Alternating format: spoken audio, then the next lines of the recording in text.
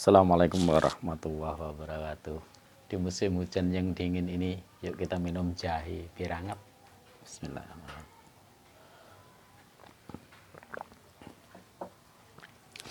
Alhamdulillahirabbil alamin. Allahumma sholli ala sayyidina Muhammad wa ala ali sayyidina Muhammad.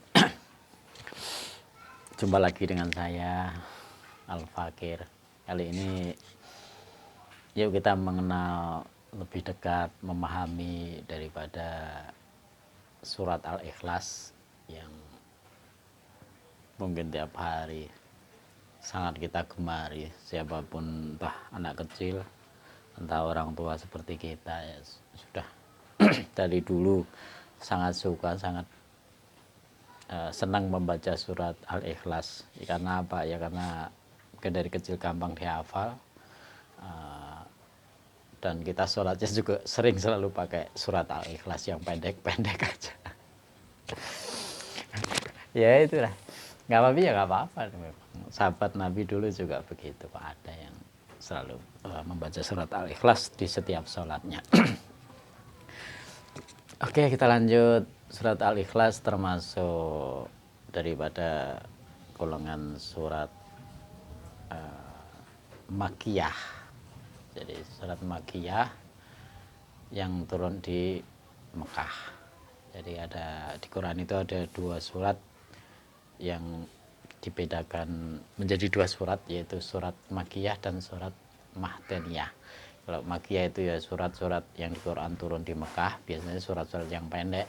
Tapi kalau Madaniyah itu surat yang turun di Madinah, biasanya suratnya yang panjang-panjang. Kalau surat Al-Ikhlas, Al-Falaq, An-Nas itu surat pendek-pendek turunnya di Mekah, makanya disebut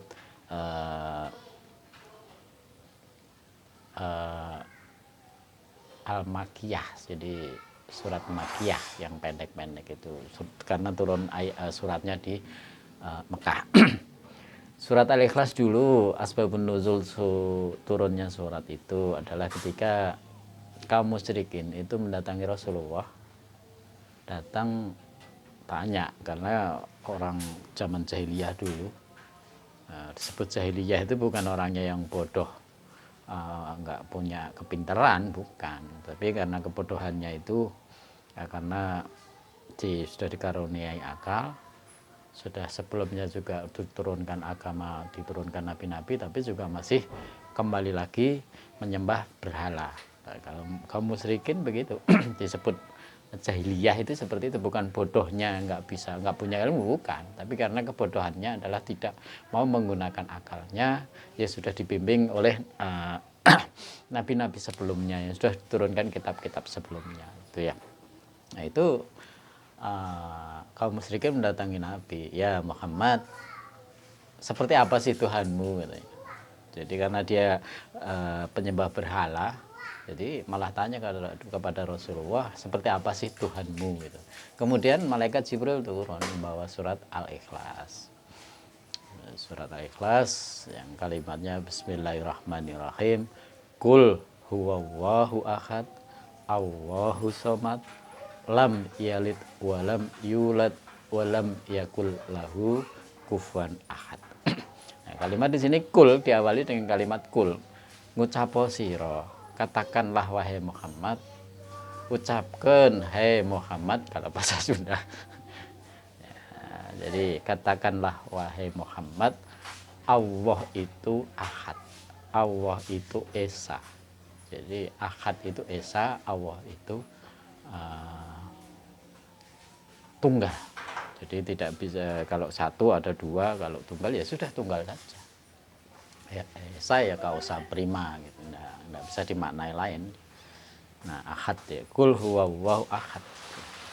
Kemudian dilanjutkan Allahu somad, karena Allah itu adalah zat, jadi mempunyai sifat Allahu somad. Allahu somad, jadi satu-satunya kata yang ada di dalam Quran, yang kalau saya sering membaca Quran itu kalimat as-somad itu boleh dibilang Allah menyebut dirinya dengan sifat as-somad di dalam Quran itu hanya di surat Al-Ikhlas. Coba kalau nggak percaya dicari deh, kalau yang biasa baca Quran dicari itu ya, saya itunya saya pelajari bahkan dari yang ahli tafsir Quran sendiri mengatakan bahwa as-somad itu adalah cuman satu-satunya kata yang digunakan Allah mengenai sifatnya, cuman satu kata itu di dalam surat Al-Ikhlas. Jadi Qul huwallahu ahad, Allahus somad. Jadi Allah itu tempat meminta. Allah tempat meminta. Cuman Allah tempat meminta di sini adalah kalau Allahu ahad, Allah ahad itu ahad satu di dalam zatnya. Jadi zatnya itu ya sudah laisa kamitsli syai'un, laisa kamitsli syai', tidak bisa dipanjangkan ya. Kemudian Allahus somad itu sebagian mufassir itu memberikan arti yaitu Allah tempat meminta. Jadi tapi sebagian mufassir lagi yang ahli tafsir menafsirkan Quran itu Allah itu zat yang tempat untuk dituju. Jadi untuk dituju. Jadi tujuannya kita ibadah, kita sholat dan segala hal adalah menuju Allah. Ya, makanya kan kalau di dalam doa iftitah kan inna sholati wa nusuki wa mahyaya wa mamati lillahi rabbil alamin, karena yang dituju Allah. Atau sebelum sholat bahkan seperti Syekh Abdul Qadir Jailani sendiri sebelum sholat itu beliau selalu mengucapkan ilahi anta maksudi, gitu kan. Karena apa? Maksud Allah itu maksud, tujuan. Jadi makanya sebagian mufassir ada yang memaknai, mengartikan Allahus somad itu adalah Allah yang tempat untuk dituju, gitu. Allah yang tempat untuk meminta. Nah itu ya ada beberapa tafsir yang begitu. Kemudian lam yalid wa lam yulad. Nah, ini penjelasan Rasulullah kepada kaum musyrikin ketika menerima surat Al-Ikhlas itu. Lam yalid wa lam yulad. Allah itu tidak beranak dan tidak diperanakkan. Jadi Allah itu zat yang tidak beranak dan tidak diperanakkan.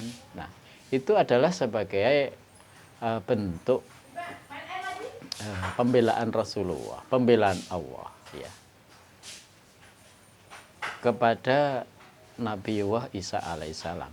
Jadi Nabiullah Isa alaihissalam itu karena difitnah oleh golongan setan, kemudian ditiupkan kepada umatnya Nabi Isa, sehingga Nabi Isa itu diberikan julukan oleh kaum umatnya Nasrani itu anaknya Allah, padahal laisa ibnuhu, padahal bukan anaknya Allah. Ya, lam yalid wa lam yulad. Jadi yang kena fitnah itu bukan Nabi Isa saja, Allah sendiri kena fitnah gitu.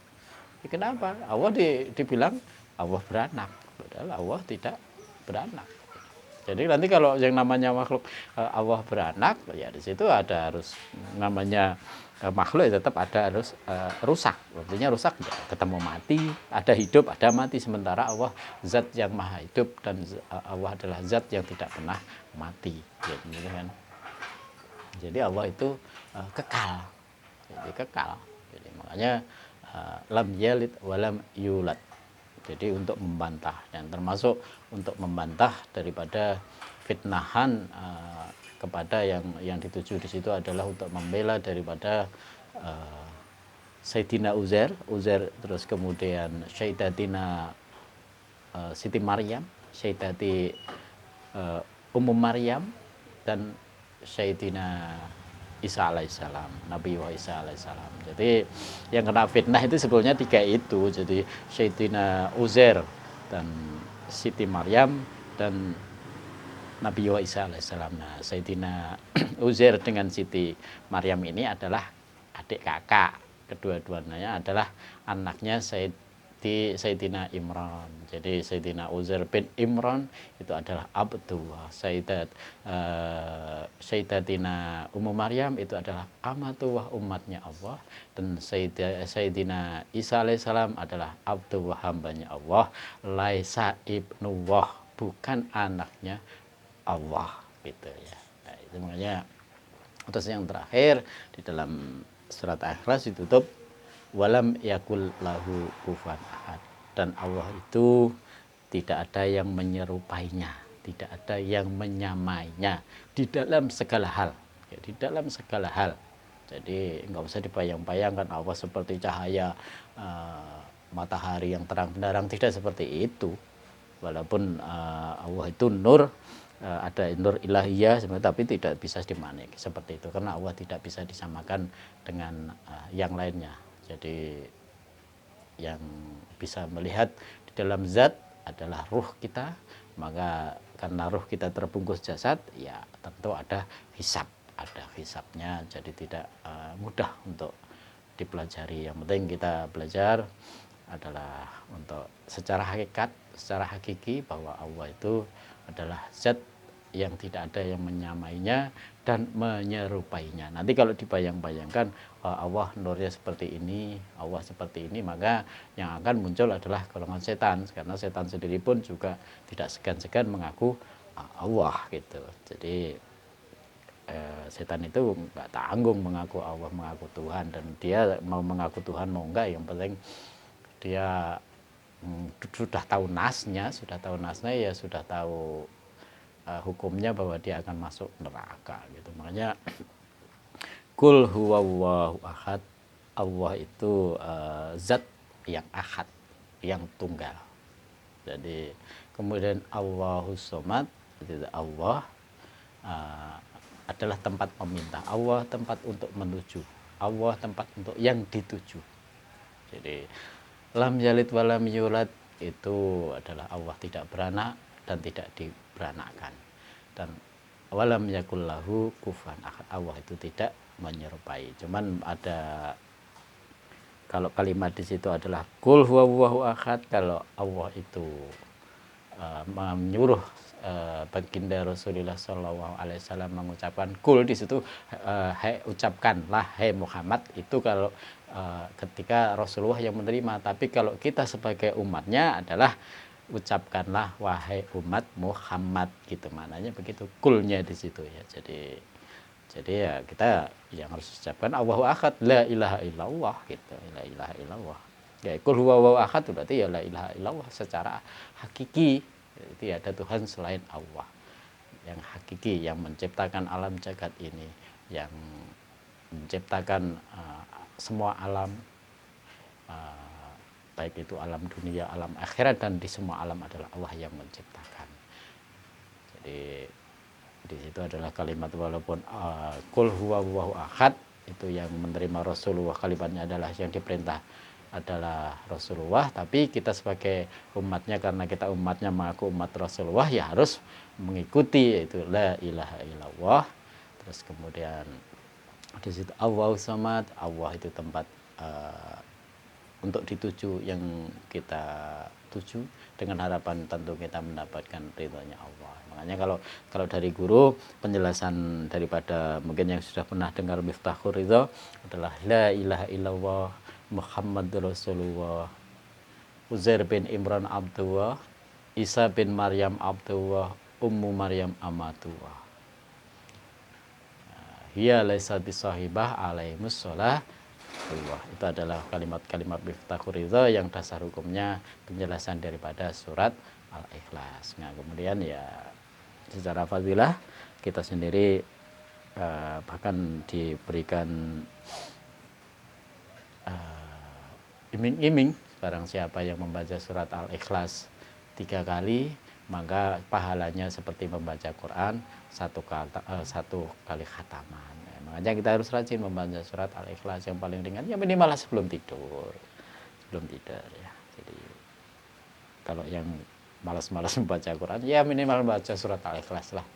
Terus yang keduanya, kalau kita ingin banyak rezeki, tidak pernah kekurangan, ketika membaca masuk rumah, setelah salam bacalah surat Al-Ikhlas. Bismillahirrahmanirrahim. Qul huwallahu ahad, Allahus samad, lam yalid walam yulad walam yakul lahu kufuwan ahad. Mudah-mudahan tidak akan pernah kekurangan rezeki atau ketemu yang namanya fakir. Dan kita ya harus mengajarkan kepada anak-anak kita tentang ilmu tauhid, yaitu qul huwallahu ahad, Allahus samad, lam yalid walam yulad walam yakul lahu kufuwan ahad. Harus dengan kesadaran, penuh keyakinan bahwa Allah itu ahad, Allah itu samad.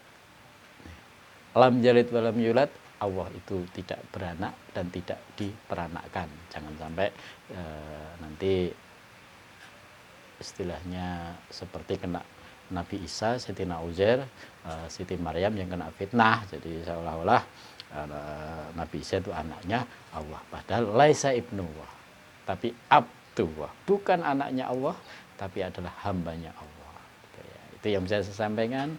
Mudah-mudahan bisa menjadikan tauhid kita lebih kokoh, lebih mantap, bahwa la ilaha illallah Muhammadur Rasulullah, Sayyidina Uzair abdullah, Sayyidina Isa abdullah, Ummu Maryam amatullah, hiya laysa bisahibah alaihi wassalatu wa. Assalamualaikum warahmatullahi wabarakatuh.